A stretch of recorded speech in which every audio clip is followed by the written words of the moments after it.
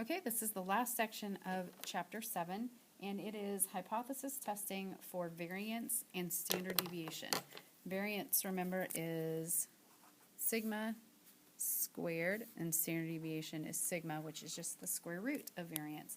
Or if you know standard deviation, you can square it to get variance. When we did intervals, confidence intervals in Chapter 6, with variance and standard deviation, we used the chi-square test, the chi-square distribution, and we're going to use that again in this chapter. So we'll start with the directions for using the chi-square test for variance and standard deviation.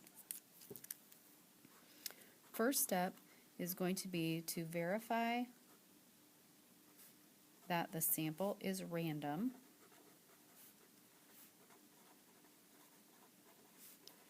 and the population is normally distributed.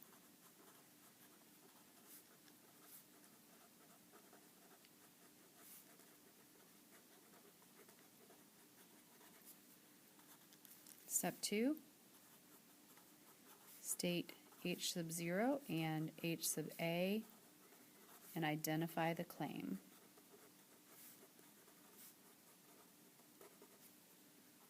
Step 3,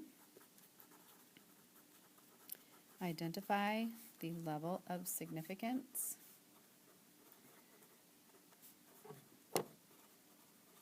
alpha and degrees of freedom, which is sample size minus 1. Step 4 is going to be to determine the critical values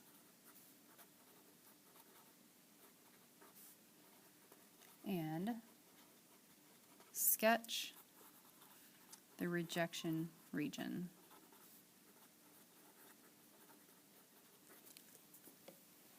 Now remember, the chi-square distribution doesn't look like a normal distribution. It's like got a longer right tail, it's right skewed. So we can still have a left-tailed, right-tailed, or two-tailed test.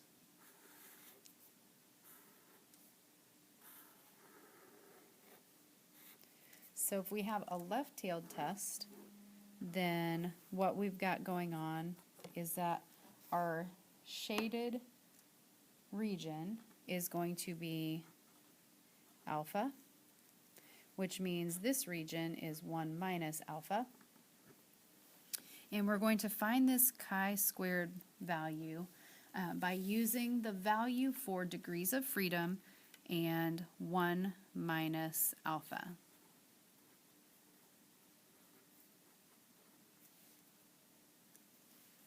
If we have a right-tailed test, then this area here is alpha, this area here is 1 minus alpha, and we're going to find chi-squared by using the degrees of freedom and alpha.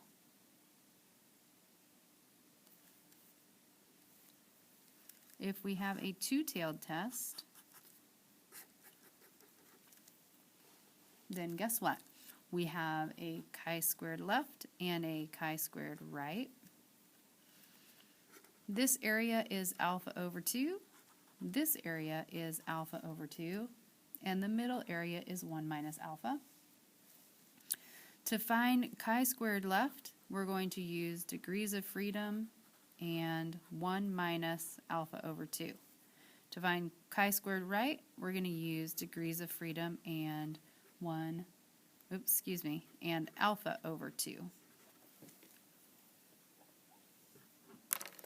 We're going to practice looking those values up in just a moment.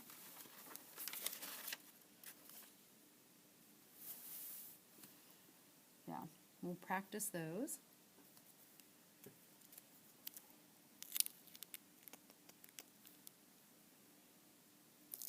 have one here, and then I have two more, but they're not all going to fit on this page, so I'm going to have to start a new page. We're going to find the critical value and rejection region for the type of chi-square test with sample size n and level of significance alpha. So this is telling me I have a right-tailed test.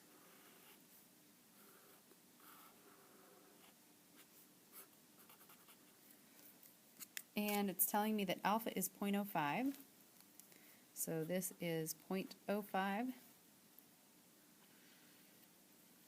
And my degrees of freedom are 26. So when it's a right-tailed test, I use my degrees of freedom and my value for alpha. And I need the correct table for the chi-square distribution. So I'm using alpha is 0.05 and degrees of freedom is 26.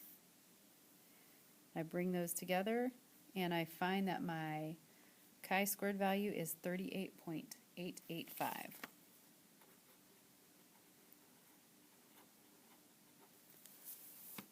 So that's how I would label this value right here. I just kind of didn't leave myself enough room.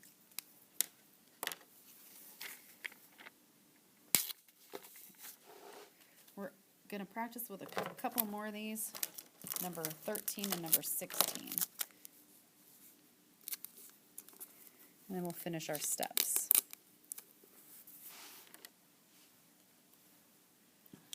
So this time we're going to test our claim, test the claim about population variance or standard deviation at the level of significance alpha. So really, all I basically want to do here is practice finding the critical values and doing the shading. So I'm not going to worry about this stuff. That'll be for testing.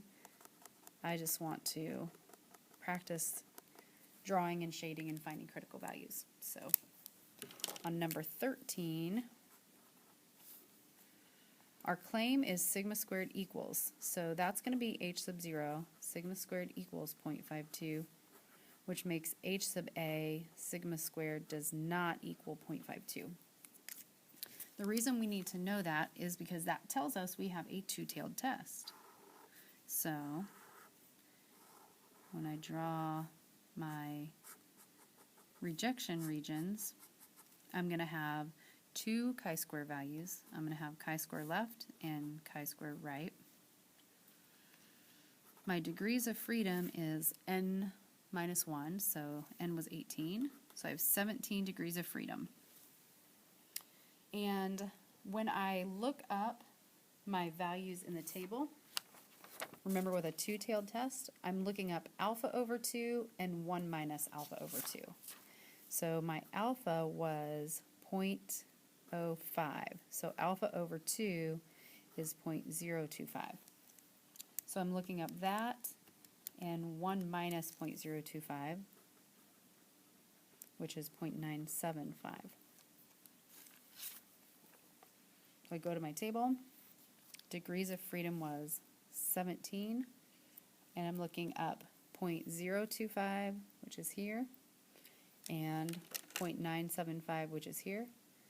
So I follow those down to the 17 row, and I'm finding my critical values are 7.564 and 30.191. So chi-squared left was 7.564, chi-squared right was 30.191.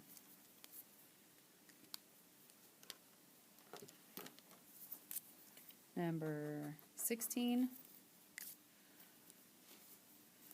my claim was sigma is less than 40. Since that doesn't have an equal to, that's my h sub a, so sigma is less than 40. Which means h sub 0 is sigma is greater than or equal to 40. Now h sub a is what tells me which direction my tail is going to go. So my tail is going to the left. My degrees of freedom is 12 minus 1, so 11. And my alpha is 0.01. So this area is 0.01. Now when I have a left-tailed test, I'm going to look up my value using the degrees of freedom and 1 minus alpha. So I need to look up 1 minus 0.01, which is 0.99. So my degrees of freedom is 11. I'm looking at 0.99, which gives me a chi-square value of 3.053.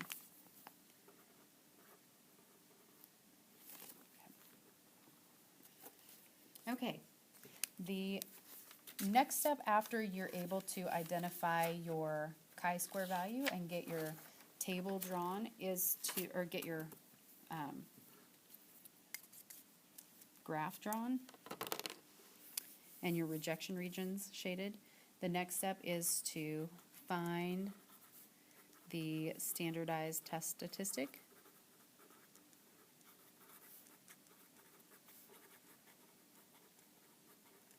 Which is going to be a chi-square value. And it is equal to n minus 1, which was our degrees of freedom, times s squared divided by sigma squared. Now, you can also think of it like n minus 1 times s squared divided by sigma squared. So depending on what information you're given, remember that S is sample standard deviation and S squared is sample variance. And remember that sigma is population standard deviation. Sigma is population variance.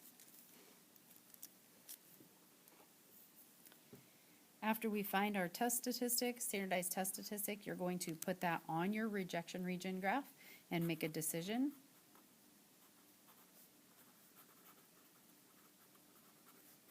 Based on the rejection region, same as you have been doing. If your test statistic is in the shaded region, we reject H sub 0. If your test statistic is not in the shaded region, do not reject H sub 0. And then interpret your decision in the context of the original claim.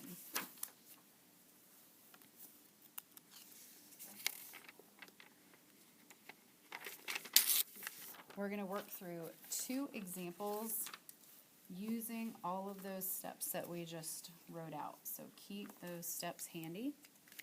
And we're going to first do number 19 here about standard deviation on a science assessment. A school administrator claims that the standard deviation for 8th grade students on a science assessment is less than 36 points. A random sample of 22 8th grade students had a standard deviation of 33.4 points.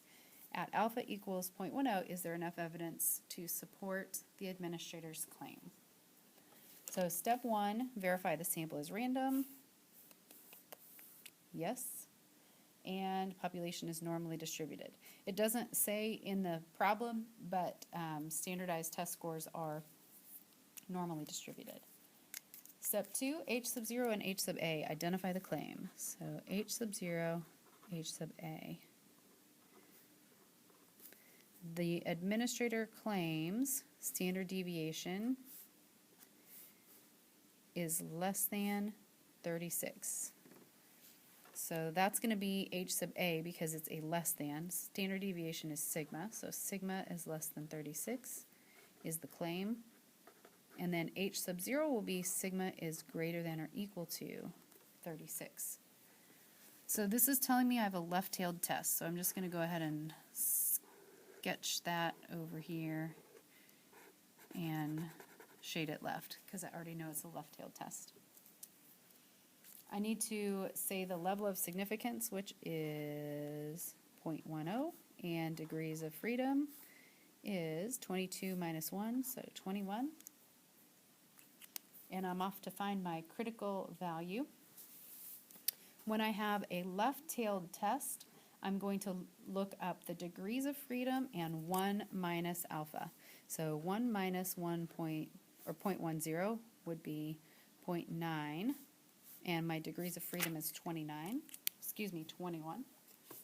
So I'm looking up 0.9 and 21, and I see that my critical value is 13.240. So this guy here is 13.24. And then I need my standardized test statistic, which is my chi-square. And that's going to use that formula. Chi-squared equals n minus 1 times s squared over sigma squared. N minus 1 was 21. S was my sample standard deviation, and they're given to me here that the sample has a standard deviation of 33.4. So I'm going to do 33.4 squared.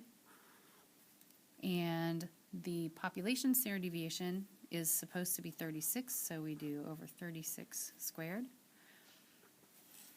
And that's going to give me a value for my test statistic. So 21 times 33.4 squared divided by 36 squared, 18.076. And that's going to be somewhere out here, bigger than my 13.24. So I do not reject H sub 0. Since I'm not rejecting H sub 0 and my claim is H sub A, go back to that table. Do not reject H sub 0. Claim is H sub A. There is not enough evidence to support the claim. So I say at the 10% significance level,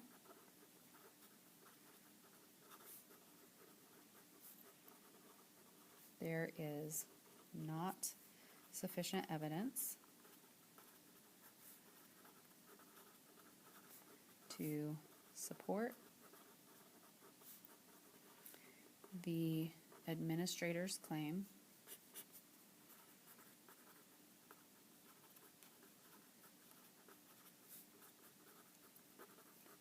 that the standard deviation for 8th grade students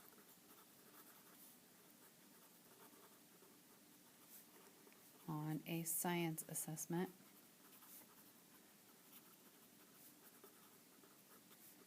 is less than 36 points.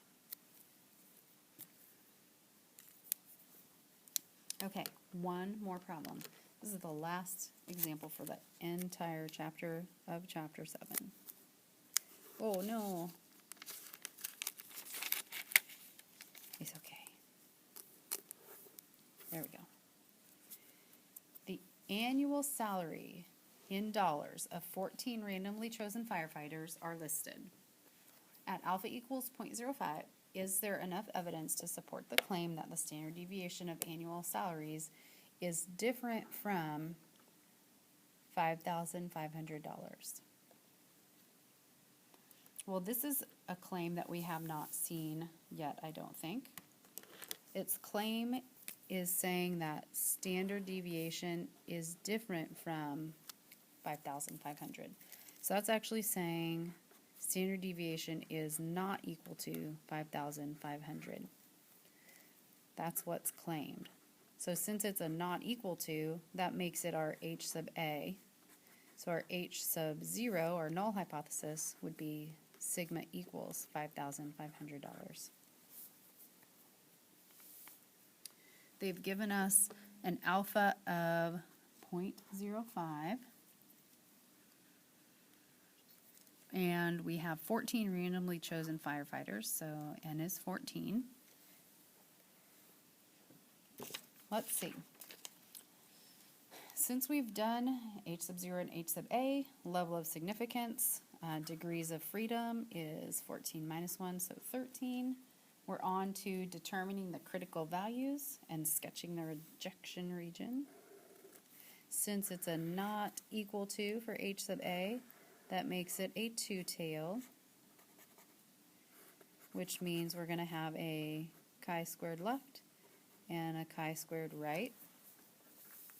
And we're going to look up alpha over 2 for this side and 1 minus alpha over 2 for this side. So alpha over 2 would be 0.0250, and 1 minus alpha over 2 would be 0.9750.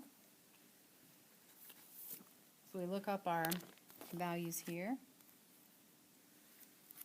0.975 and 0.025 with 13 degrees of freedom gives us critical values of 5.009 and 24.736.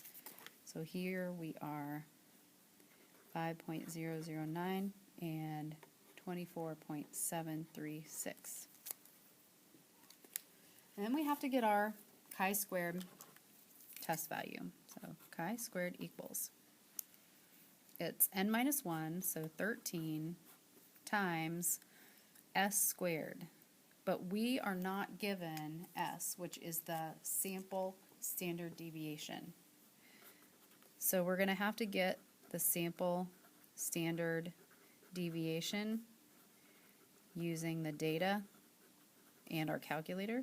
So we'll have to do that in a moment. And then it's divided by sigma squared, which was 5,500. So sigma was 5,500, so then we square that. So we're going to have to go to our calculator, go to stat edit, put all of our numbers in there.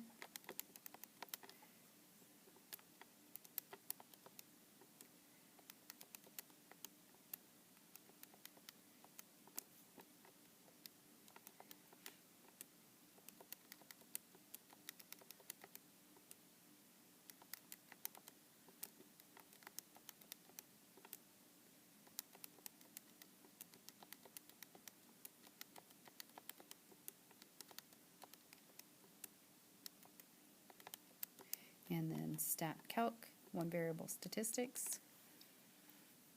And we'll use S since it's sample data, and that's going to be 7780. We'll just use 7780 so that we have the same number of digits as all of our other numbers. So 7780. And then we get our chi-squared value, so 13 times 7780 squared divided by 5500 squared, 26.012. So when we put that on our rejection region picture, this value is 24, so 26 is going to be over here in that shaded region, and so when it's in the shaded region, we reject the H sub 0. H sub A was our claim, but we rejected H sub 0, so we say there is enough evidence to support the claim. So we would say at the 5% level of significance,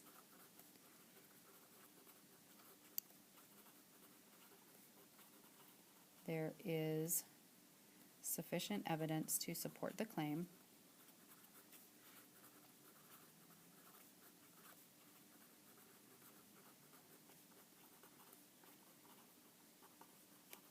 That the standard deviation